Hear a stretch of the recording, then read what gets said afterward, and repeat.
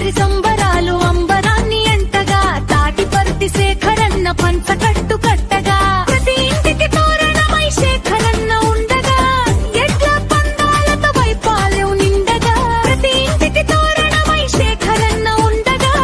ఎడ్ల పందాలతో వైపాలెం నిండగా ప్రతి రైతుకు పంట పండి మూలలన్నీ నిండగా